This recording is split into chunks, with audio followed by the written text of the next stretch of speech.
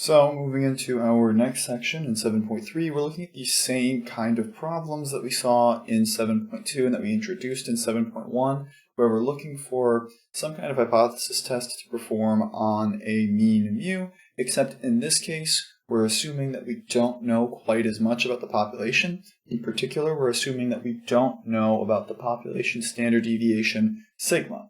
Generally, whenever we don't know a lot about a population, in particular, if we don't know the value sigma, we're stuck using the student's t-distribution as opposed to the standard normal or some other flavor of normal distribution. Remember, t is kind of our stand-in that we use for such cases. Now, in the book, the assumption that we're going to be running from here would be that we run these tests using the critical value approach by and large. Again, as I said before, I don't really agree with that, for one, because I think it's more efficient to get used to calculator methods. It's what people do more often than work with tables.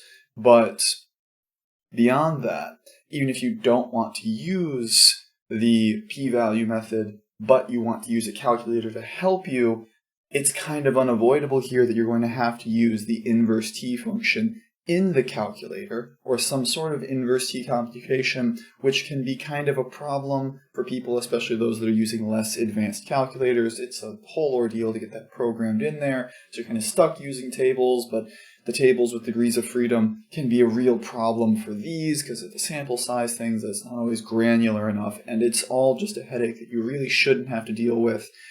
But the book kind of wants you to, because it expects you to just do this stuff on paper, which is the least efficient way to handle it. But hey, it's a matter of their bad taste.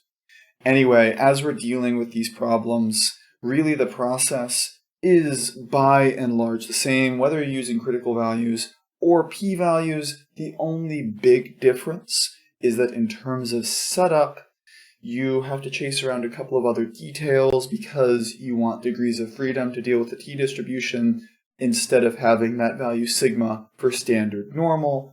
But as far as the steps you can take to handle one of these, they're really very similar, as we can see.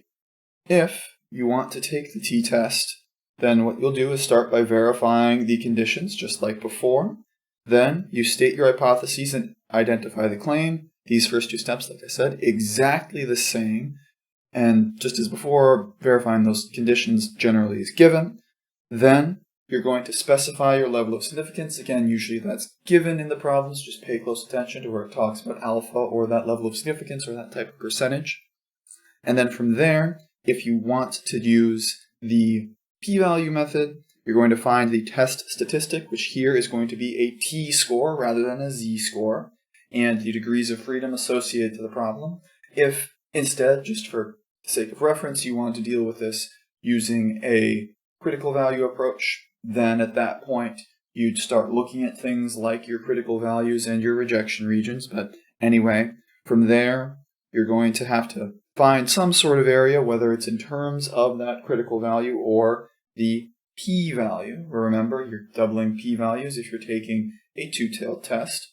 Then same finish, you make your decision, reject, not reject, and interpret the result, where, as before, that interpretation depends on what your claim is, depends on what your null and alternative look like in terms of that claim, but it works very much the same way as in 7.2, and it'll work very much the same way in 7.4, and Chapter 8 and Chapter 9, when we get to all that stuff later. Really, like I said, this is a very repetitive algorithmic process you're going to get a lot of practice with. But for now, we're going to start that practice looking at these types of problems here, a couple of p-value ones, and then we'll also get some with critical values as well. One with critical values. But anyway, I'll see you in there.